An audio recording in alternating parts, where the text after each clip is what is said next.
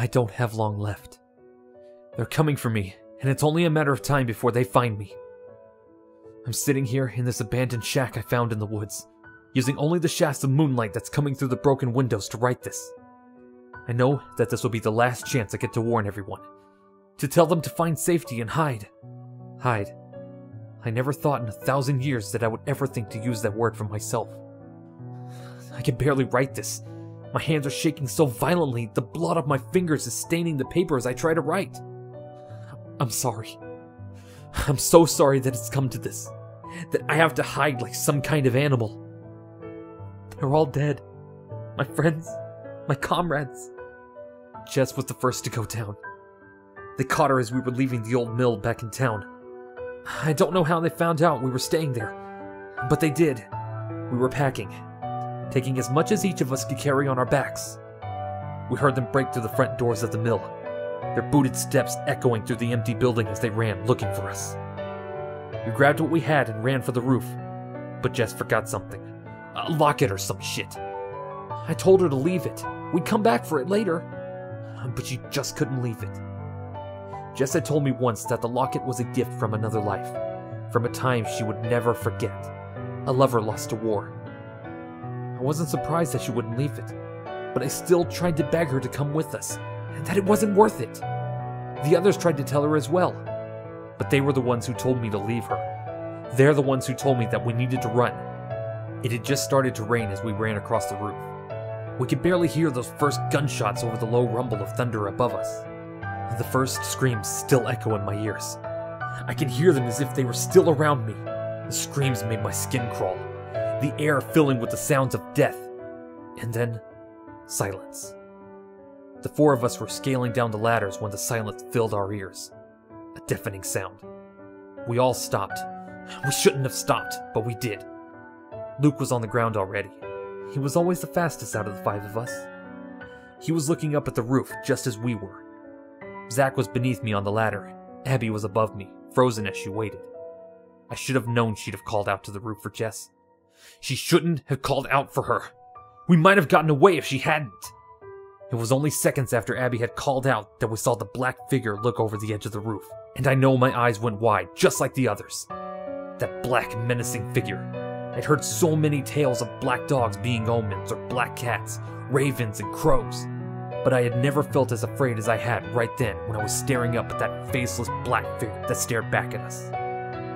It was Zach that broke the silence finally. He yelled for us to jump and run. We were still halfway up the building on the ladders and looking down. I remember seeing Luke shouting up at us. I couldn't hear what he was yelling. The gunshots were too loud around us. I didn't get a chance to jump. Zach grabbed my ankle and tugged me hard, forcing me to release the prongs of the ladder.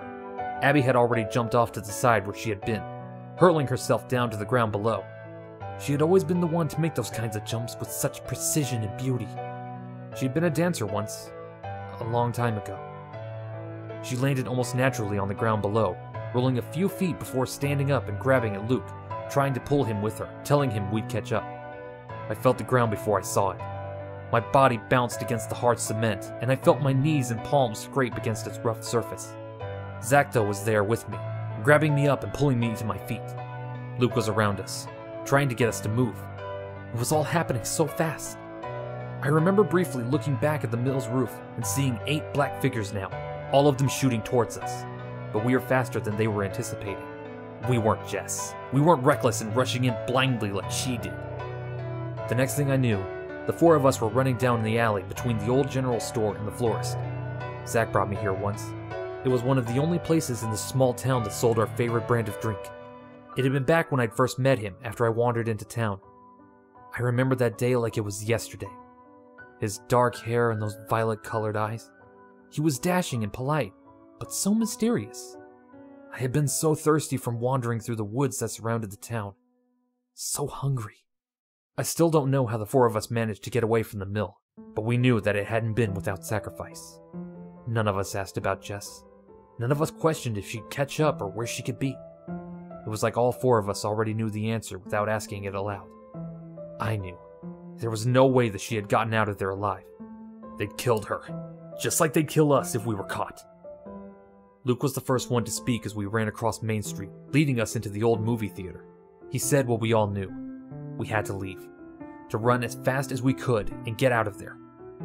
He told us of a sanctuary, a place where we'd all be safe, St. Louis. I'd never been there before, but I knew that it was at least an hour and a half away from our little town of Herman.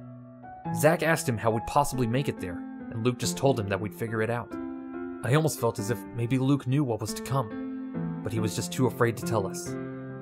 Abby was already checking the theater, making sure that we were safe, at least for a few moments. She was the quietest of us all, so she was always the first to volunteer to go scout around if we needed it. When she came back, though, none of us were ready for the look on her face. She had no color on her face, which was saying something due to how light-toned she already was. She told us we couldn't stay here. But of course, when Luke asked her why and she wouldn't answer, he pushed her out of the way and walked into the theater number 1. I shouldn't have followed. I should have listened to Zach when he told me to stay with Abby. My hand shot to my face immediately after walking into the dark room. I covered my mouth and my nose.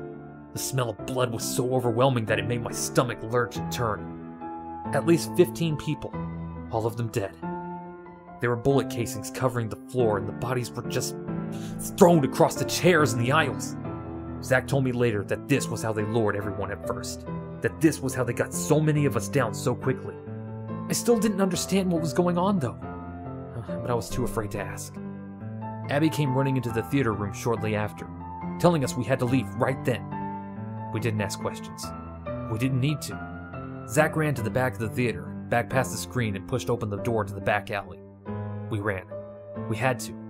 We left our temporary hiding place and ran back out into the rain that was now pouring down from the sky like buckets that were being dumped down on top of us. We had to run for the forest, to where we had constant cover and safety.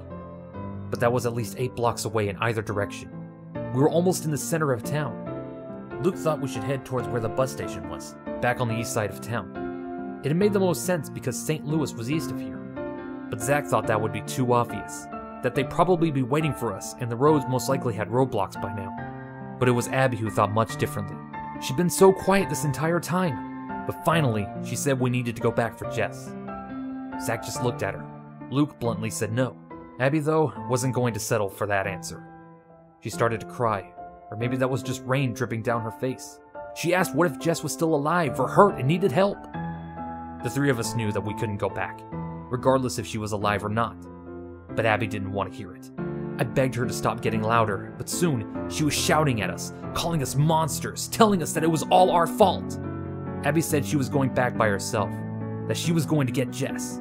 She kept backing up, and we were trying to get her to stay, to calm down and think about this. But just as she stepped back to where the side alley of the theater was, her head jerked to the right, an explosion of blood spraying from the left side of her head. She made a sick groaning sound as if still trying to talk, then just dropped to the ground. I know that I screamed, even though I shouldn't have, because Zach grabbed my arm and pulled me as him and Luke began to run the opposite way down the alley. East it was. I was in shock. I hadn't even heard the gunshot before she fell to the ground. Abby and Jess were the second people I'd met when I came here. They were in the general store buying the same brand of drinks that Zach was buying me. They were beautiful girls and best friends. They had been friends since they could remember, and they were nearly inseparable.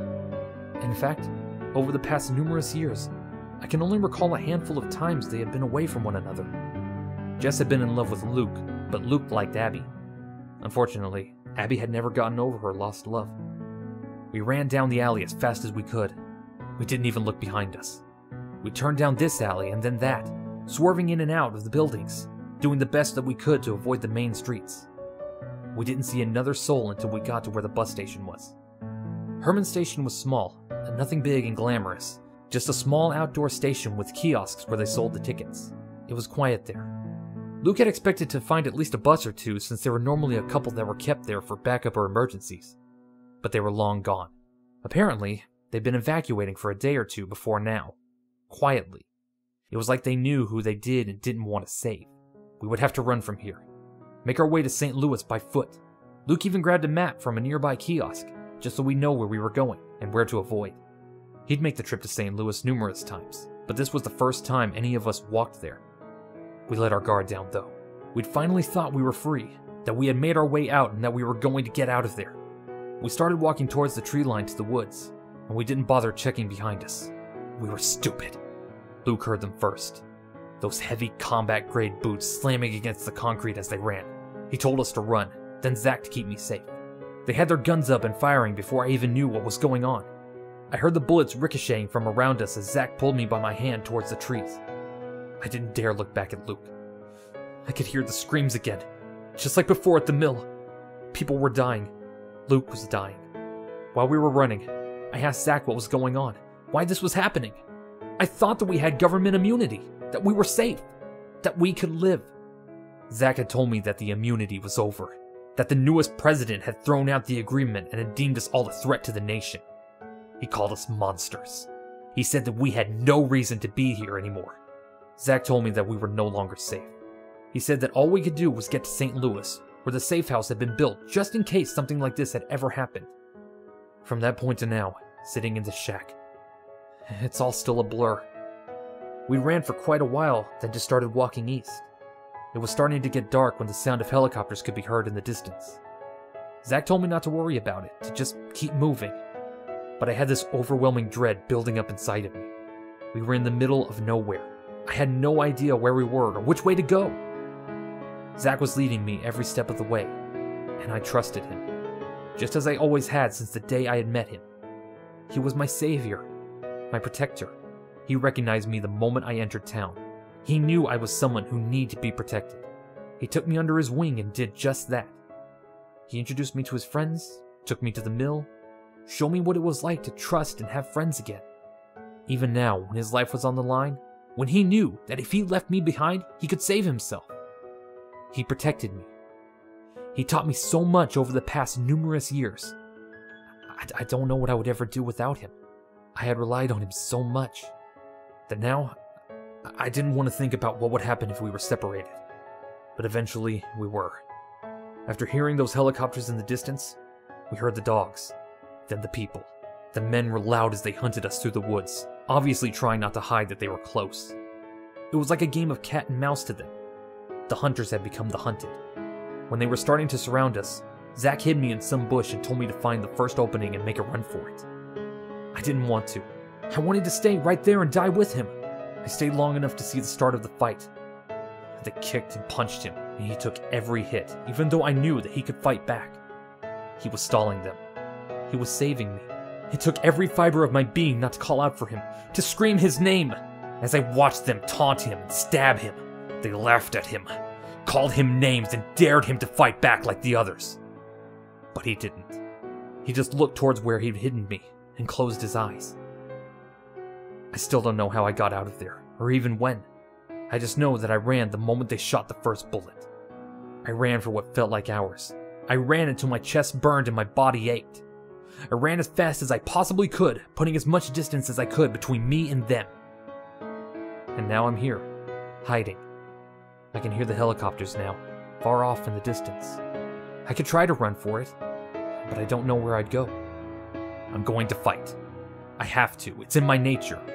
I've already drank my last bottle of Fangs. And I remember that first bottle Zach ever gave me. The government had created this for us, to sate our hunger so that we didn't have to feed, so we could live with everyone else. We worked, we loved, we laughed. We did just as everyone else did. We made names for ourselves and became citizens. We didn't need to train or hunt. We didn't need to fight. We grew weak and civilized. We weren't monsters. We weren't vampires. We were just us. But that's gone now. Abby, Jess, Luke, Zach. They're all gone now. Fangs is gone. We are once again the monsters. The creatures of the darkness. I can hear the dogs now. See the artificial rays from their flashlights and spotlights through the broken windows. The humans have declared war. They intend to eradicate and remove every last one of us. This is war. And I will stand and fight.